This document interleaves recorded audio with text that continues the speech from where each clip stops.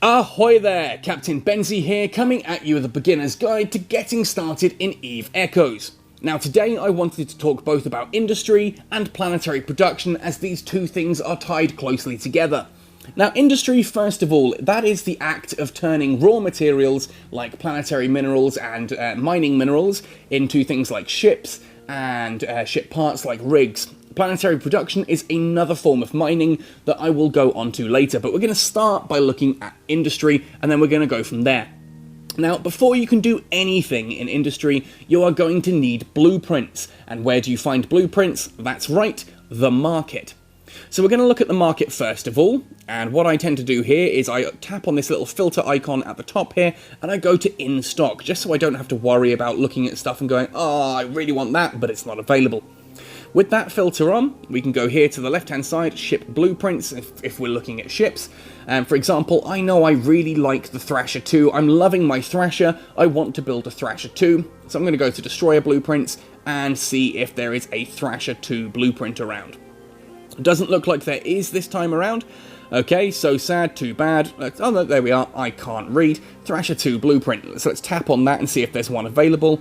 Yes, there is, and it is, of course, at Maspa. 888,888 ISK. Not too bad, certainly cheaper than buying it on the market if we go and gather all the resources ourselves.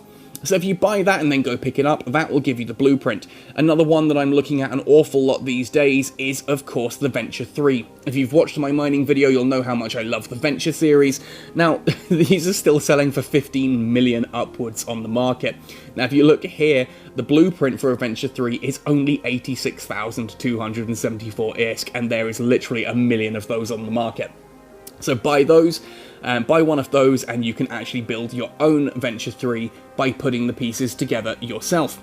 So assuming you've got a blueprint, what you now need to do is go to the industry menu, and on the left hand side here under manufacture, you can see blueprints owned. As I said, I wanted a Thrasher 2, I'm also curious to build a Stabber, and of course the Venture 3, but we're going to have a look at the Thrasher 2 first of all, as that's one of the first I want to build.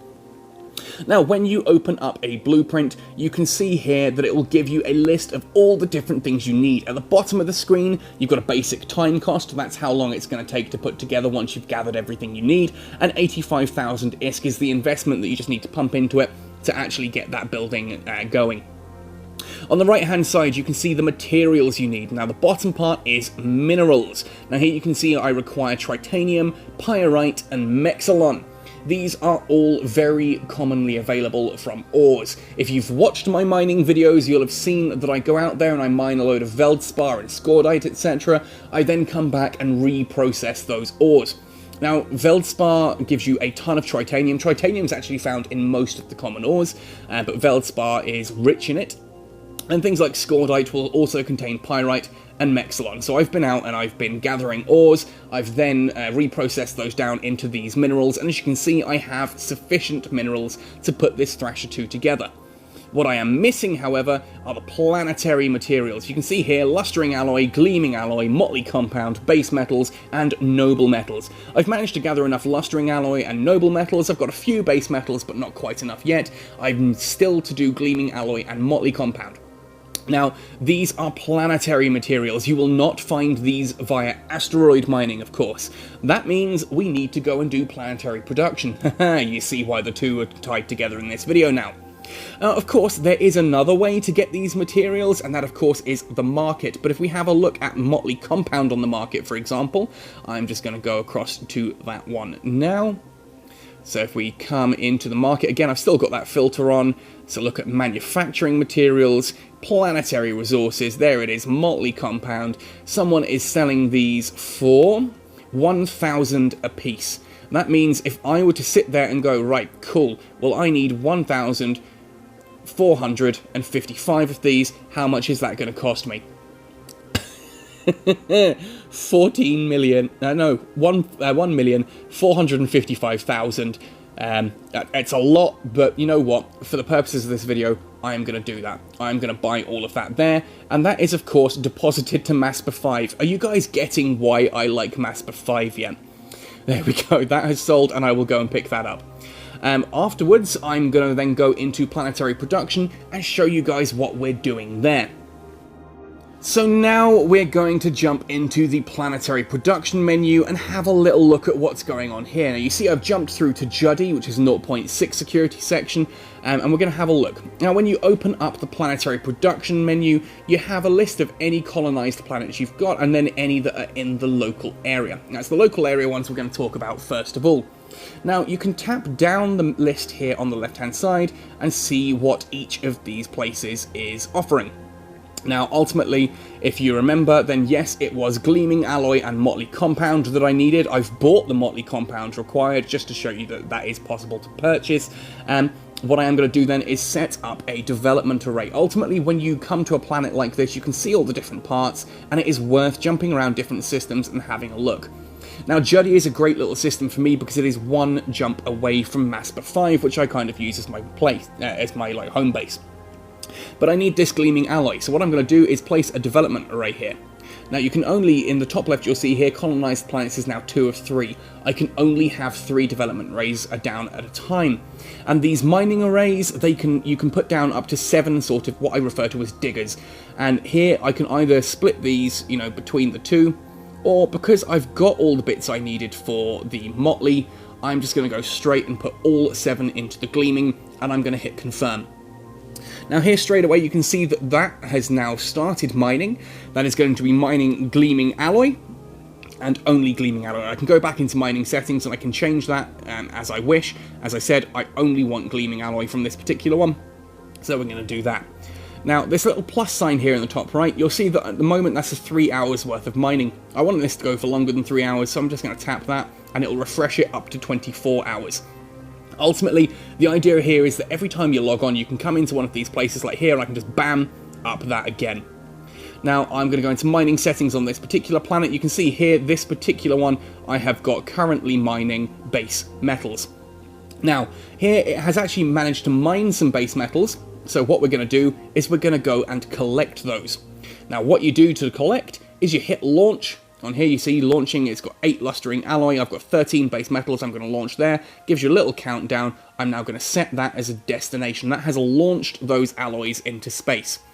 Theoretically, you want to be closer to the planet than I am right now when doing this, simply because that has launched a cargo hold into space, and any enterprising young individual can theoretically fly out there and grab that cargo before I get there, and that's just not going to be fun. I'm just going to do that as a bit of a risk, just because, one, I think it'll be kind of funny on the video if I get all the way to Maspa to find my cargo container has already been plundered by someone else, just to show you guys that it is in fact possible. So here we are jumping to the Maspa gate. I'll jump through, it'll then take me to that planet and we can find that particular cargo hold. Now, while I'm doing this, if I jump back to planetary production, you can see I'm still in this system. I can actually place development arrays on other planets. If there was another one other than just Juddy 3 that had the Gleaming Alloy, I totally would do that, because Gleaming Alloy is the one I need a lot of right now, and it's going to take a while for me to gather all of that. So now that I'm here in Maspa, you see I've jumped through to the Maspa system. If I open up the planetary production again, I can actually have a look down the different planets here and see if any of these happen to have the Glimmering Alloy. And it doesn't look like any of them do, which is why I jumped through to Juddy to showcase this for the video.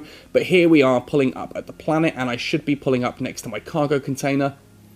Let's have a look at nearby. There we are, Captain Benzie's Planet Exploit Container. So we are going to loot that.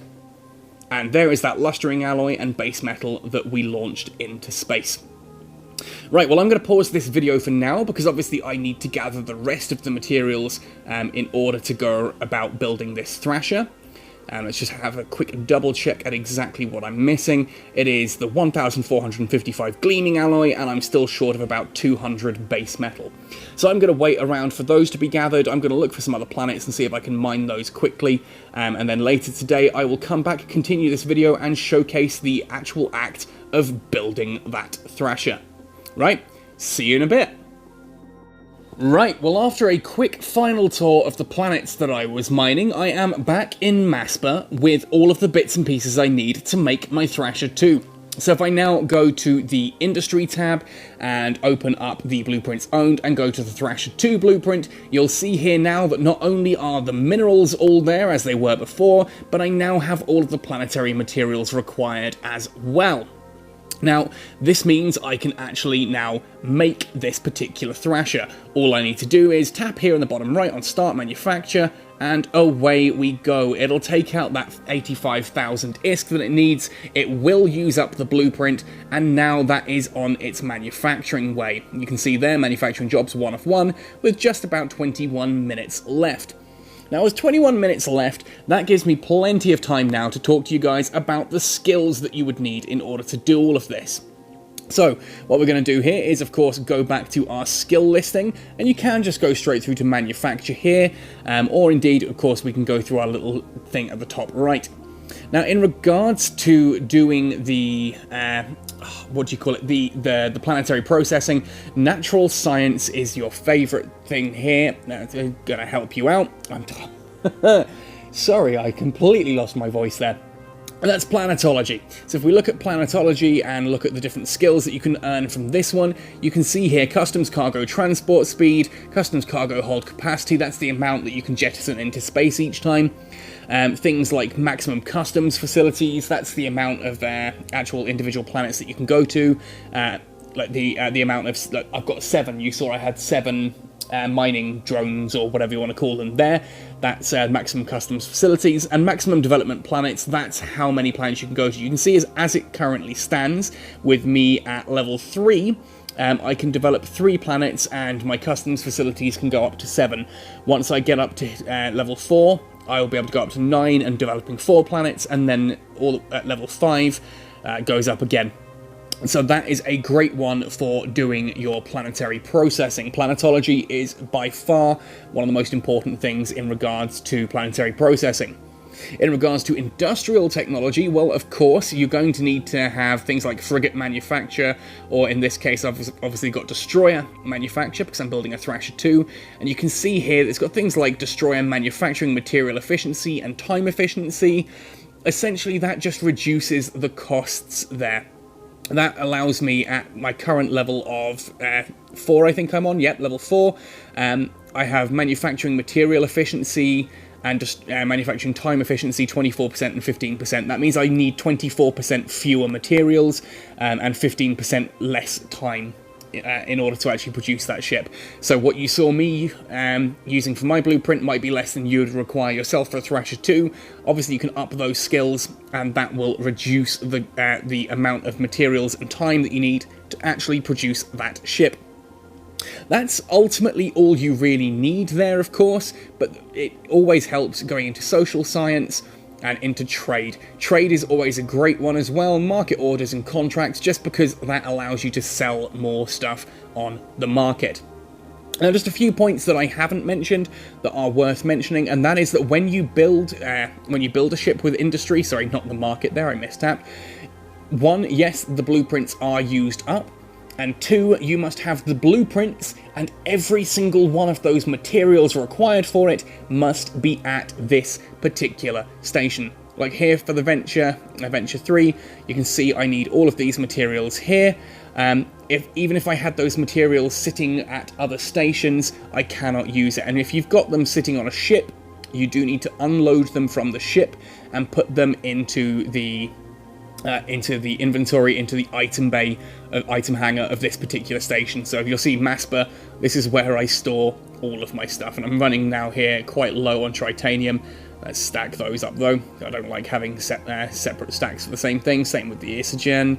Stack those, and the Mexlon. And ultimately you can see I store everything all in this one place.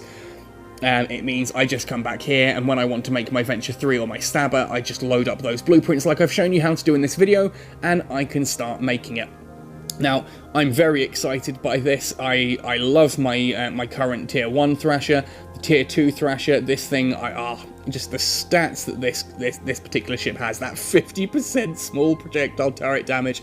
I'm already blowing apart cruisers with my Thrasher. This is just going to make it even better, and I can't wait to have that equipped. And I'll show you guys in just a second once that's finished. And here we are back now with the Thrasher 2, less than 5, 4, 3, 2, 1, huzzah! There is my Thrasher 2. So I can finally grab this ship. I'm very excited here. This is a ship I've wanted for quite a little bit of time now. Let's go through to ship hangar. There it is, Thrasher 2. Let's set that to active. And just have a little look at this thing, and then I'm going to start fitting it out and see how that compares to the Thrasher 1. Certainly it's got a different coloration scheme to it. It's sort of a slate grey and white rather than the usual Minmatar rust and orange. I love how that looks. I can't wait to fit this out now and go ratting with it. Yeah, video on ratting, make sure that you check that one out soon too. Alright, well, thank you ever so much for watching, folks. I'm very excited now to have my Thrasher 2. Can't wait to go and have some fun with this, and I'll let you know how I get on. Otherwise, let me know how you get on. This should have given you the basics of industry and planetary production. If you do have any questions, of course, drop them in the comment section below. I'm always more than happy to answer when I get a chance to. Alright, again, thank you ever so much for watching, folks. Happy sailing, and see you in New Eden. Alright, okay, I just had to sneak this in there at the last moment. I've just done a very quick fitting on the Thrasher 2, and I've just jumped from 140 odd DPS up to 175.62. That's just with 3 Mark 5 280mm howitzers and the basics down here. I've still got rigs to play around with, and I might play around with things like gyro stabilizers and that on this particular ship. We'll see. We'll see. Anyway, I might do a video on how I actually end up fitting this one out. Anyway, sorry, just thought I'd squeeze that in at the end of the video.